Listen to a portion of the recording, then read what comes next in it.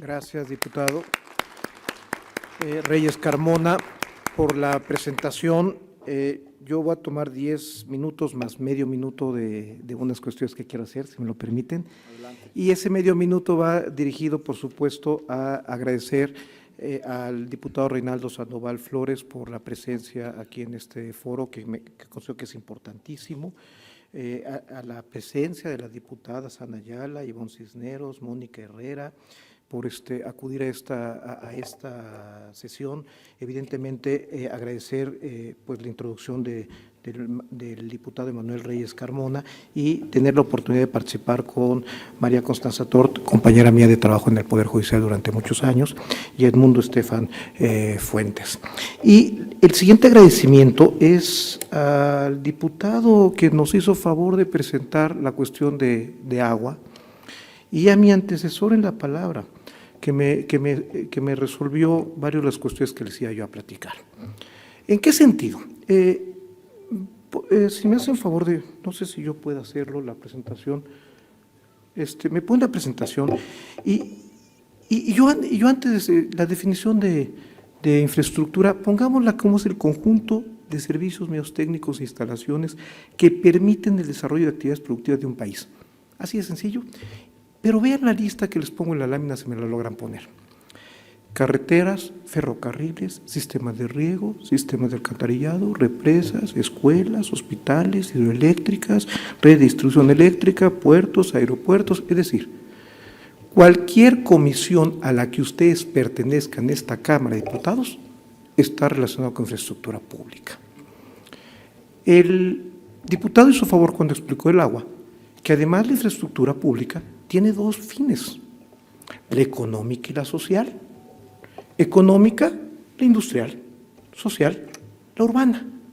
Y tiene forma de financiamiento diferenciado y distinto y con diferentes funciones. Aquí alguien platicaba de los pueblos indígenas. Bueno, el financiamiento de las infraestructuras en pueblos indígenas, para ellos, por su marginalidad lamentable que hay que revertir, pues debe ser financiada. Para ellos debe ser gratuita, pero para las industrias no. Y entonces el manejo de financiamiento de la infraestructura es diferenciado a partir de identificar derechos humanos vinculados con la infraestructura. Y es donde yo me voy a meter un poco con la idea de los derechos humanos.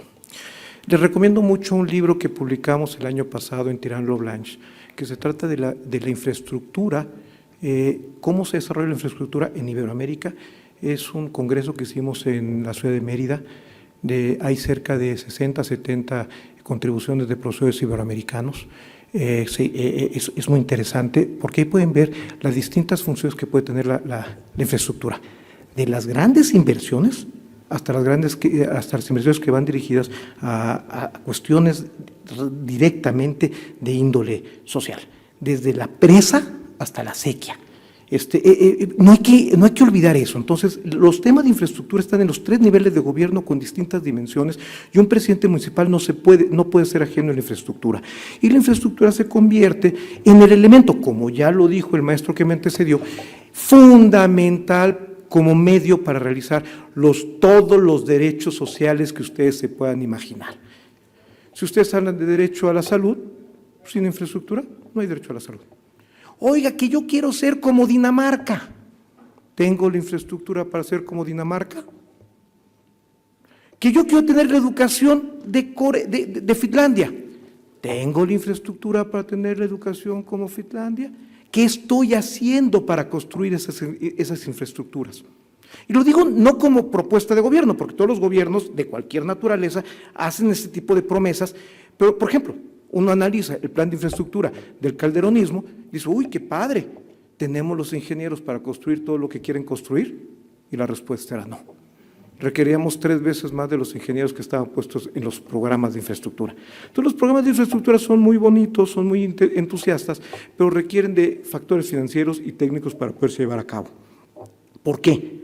Porque la infraestructura, si me permite, si me pasan, creo que ya tengo yo el control, ahora sí ya.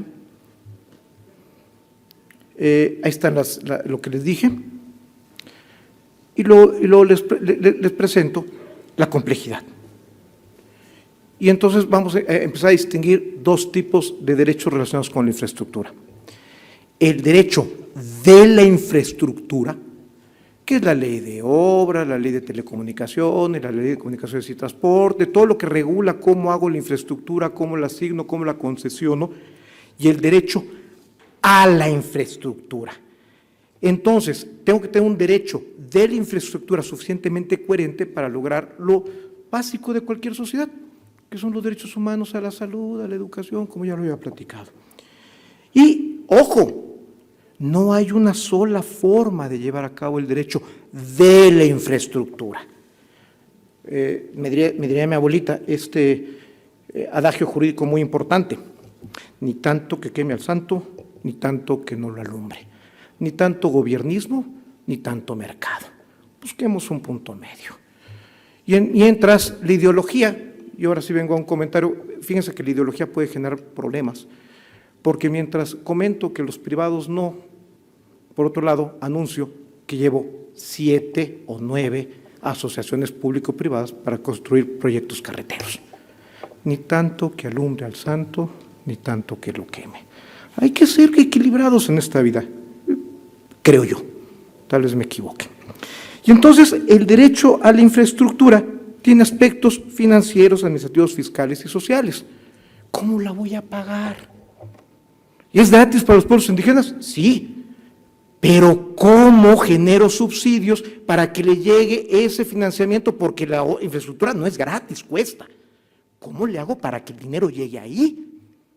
Hay que generar mecanismos financieros que, ojo, no resulten al revés, que financiemos infraestructura que ayude a los grupos más favorecidos. ¿Cómo? La infraestructura gratis en la delegación Benito Juárez o en los municipios más ricos del país o para las industrias, subsidiar ese tipo de infraestructura no es lo correcto. Y habrá que revisar ese tipo de subsidios. Y hay muchos, más de los que ustedes se imaginan. Eso es la razón de que cada vez que hablamos de infraestructura, tenga un gran contenido técnico y político. Hay que discutirlo socialmente. No es una cuestión técnica que se hace desde un escritorio, sino que se tiene que discutir socialmente desde varios aspectos. No solamente con el mercado, no solamente con los especialistas, sino también con las comunidades. Porque realmente a veces las comunidades no quieren algo. Y contrario a lo que se puede pensar, lo que pasa es que luego el discurso no ayuda. Sigue habiendo un gran instrumento financiador de proyectos de infraestructura con esquemas financieros diferenciados. Revisen nada más la plataforma de Proyectos México y ahí van a encontrar diversos proyectos de infraestructura que se pueden financiar con concesiones, contratación pública, asociaciones público-privadas y las sociedades de riesgo. Esos fondos de inversión que nos comentaban en la conferencia magistral, pues los fondos de inversión son la forma de financiar la infraestructura. Las AFORES son fondos de inversión. Ahí se las dejo. No podíamos invertir como personas que no tenemos capital si no tuviéramos sociedades financieras que nos permitieran con poquito capital invertir nuestro dinero y generar como personas no con mucho capital, obtener los rendimientos altos de este tipo de inversión. Esos son los fondos de inversión. Hay que ser muy cuidadosos cuando los analizo. Otra vez, no es blanco, no es negro. Todo es más o menos gris, ya que aprender a buscar esos matices, porque en los matices, en los detalles, está la respuesta, creo yo. Lo que viene, pues las personas tienen derecho a la salud, sí, es un derecho a la infraestructura. Las personas le pueden exigir al Estado, no al gobierno, al Estado, donde están incorporados ustedes como Cámara de Diputados, que haga una infraestructura suficiente, sí. Ustedes están obligados a dar los medios legislativos, los medios normativos suficientes para que se pueda invertir en infraestructura. Y entonces, ¿existe el derecho a la infraestructura en términos autónomos? Sí, aunque la Constitución no lo diga. ¿Que hay que ponerlo como lo sugiere el maestro? Sí, hay que ponerlo. Y miren, yo me atreví a hacer una lista de derechos a la infraestructura, no a la salud, no a la educación, a la infraestructura. El derecho a una planeación de largo plazo, el derecho a la participación ciudadana, el derecho a la asignación presupuestal para la inversión, que esa es responsabilidad de la Cámara de Diputados, el derecho a que se haga transversal, que se utilice esta idea de razonable justificación al presupuesto para que también se ayude a los grupos vulnerables, discapacitados, grupos indígenas, mujeres, niños, ahí está su obligación. Derecho a la neutralidad política, derecho a la neutralidad política, la infraestructura no pertenece a nadie, a ningún gobierno, porque es de largo plazo, 30, 40 años. ¿Cuál es el ejemplo más evidente de esto? El túnel emisor Oriente de la Ciudad de México. La construyó PAN, PRD y PRI, y duró 12 años de construcción, y nos implicó una gran inversión. La inauguró el presidente López Obrador, y adivinen qué, financiada con un fideicomiso público, no entidad. Las cuestiones técnicas no son buenas ni malas, son útiles, inútiles, convenientes, inconvenientes, ventajosas o desventajosas, pero no son buenas o malas. Y esto es muy importante porque es la parte que creo que hay que destacar. A la no discriminación poblacional, ¿cómo asignamos recursos para que haya una mayor integración? A la oportunidad de calidad de la infraestructura, la que necesito y la calidad suficiente, a la convergencia de la inversión pública y privada. O sea, no, el gobierno no es que sea ineficiente, no las tiene todas consigo, ni el capital, ni el talento humano suficiente. Tiene que cooperar con el mercado, con la sociedad, en una cooperación en la que el Estado, el gobierno, es superior y el supervisor, no es un empleado, ciertamente. Esta idea de que no somos los que trabajamos en el sector público floreros de los empresarios es muy claro. Tenemos algo que decir y ellos se tienen que someter al interés general. Eso es indudable. Pero eso no implica que no participen. Aprovechamiento al intensivo uso de la infraestructura, la mejor infraestructura que podamos y que no se desperdicie. A mí me llama la atención, racionalmente. Tenemos una demanda de 50,000 y seguimos una oferta de 100,000 y seguimos construyendo plantas generadoras. Pues ahí creo que la cifra está un poco, yo tengo otras cifras. Voy a construir cuando la necesite, porque tengo que utilizar intensamente, porque el dinero es escaso. Lo que construya en algo lo dejo de utilizar en otra cosa. Eso es muy importante y eso se tiene que debatir. El derecho al mayor rendimiento social de la infraestructura, no solamente económico. Y esto es muy importante. El mejor costo-beneficio para la infraestructura. ¿Cómo me sale más barato? Porque al final, ¿quién creen que paga la infraestructura? Todos, vía impuesto o vía mercado, vía tarifas. Si me subsidian las tarifas, las pago vía impuestos. Y puedo generar subsidios cruzados que beneficien a las poblaciones más ricas. Cuidado.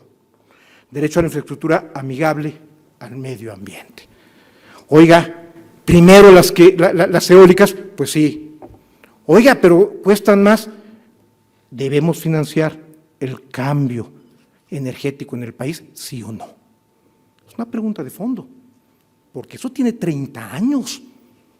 Las decisiones que tomemos ahorita va a impactar en el 2050, no para nosotros, no para esta generación, no para este gobierno. Estas son cosas muy importantes. Y luego les pongo en la presentación un ejemplo de lo que podemos hacer. Los mexicanos, contrario a lo que dicen, ¿cómo voy de tiempo? ¿Bien? 3 minutos. Perfecto. Los mexicanos, conforme a lo que dicen, que somos muy malos, que nos tenemos que estar dando golpes porque somos muy malos y somos corruptazos, pues no es cierto. O sí es cierto, si lo quieren ver así, pero somos mejor de lo que nosotros decimos que somos. Vean la Constitución de la Ciudad de México, que se las pongo ahí, en 2 láminas. Ahí está el derecho autónomo a la infraestructura. Fuimos capaces de ponernos de acuerdo en nuestras diferencias ideológicas para generar claramente cómo se genera un derecho autónomo a la infraestructura. Véanlo, ahí están citados.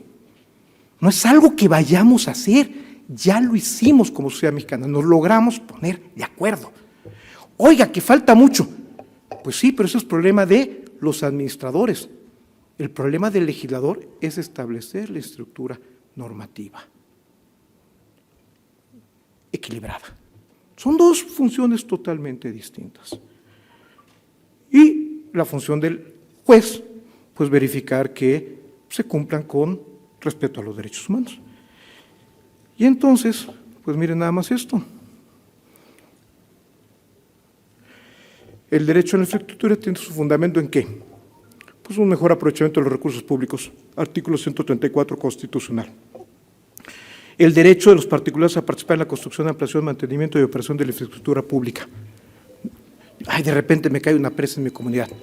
¿Por qué? ¿Para quién? ¿En beneficio de quién? ¿Qué voy a recibir en mi comunidad? Oiga, que se va a beneficiar al país. Sí, estoy bien, de acuerdo, que se beneficie el país, pero ¿cómo me van a beneficiar a mí? Porque también me tengo que beneficiar. La flexibilidad normativa. Hombre, no seamos rígidos. Las normas son para servirnos a nosotros, no para que las normas nos rijan a nosotros. La ley de obras tiene 6 o 7 formas de llevar a cabo una obra pública. Cualquiera es buena, dependiendo del estudio costo-beneficio, el estudio de impacto social que hagamos. Transparencia en el gasto, fundamental. Distribución equilibrada de los riesgos, que le corresponde al gobierno, que le corresponde a los que colaboran conmigo. Certidumbre jurídica, ahí ya viene la mega reforma administrativa que está proponiendo. Señores, la revocación sin indemnización cuando el contratista, el concesionario, no cometa ninguna falta, ¿eso da certidumbre en la infraestructura? No. Y cuando hay incertidumbre, los costos de la infraestructura se elevan. ¿Y quién cree que paga los costos aumentados? Nosotros. El gobierno no tiene dinero. El gobierno tiene el dinero que la Cámara de Diputados decide que tenga a partir de los impuestos que establece y la deuda que establece. La Cámara de Diputados es la que dice cuánto dinero le extraemos a la sociedad para dárselo al gobierno para que lo bien administre, pero el gobierno no tiene dinero. Es el dinero de nosotros que la Cámara de Diputados, con su representación política, dice dónde se va a gastar. Y dicho esto, los conmino a que revisemos la experiencia en la Ciudad de México, que puede ser una buena pauta para poder hacer buenas reformas en la legislación secundaria respecto al reconocimiento de los derechos a la infraestructura. Vuelvo a agradecer la oportunidad que tengo de platicar ante ustedes. Los invito, por favor, a que consulten esos libros para que vean la importancia que tiene la infraestructura en México. Muchas gracias a todos y gracias por haberme escuchado estos 10 minutos. Muy amables.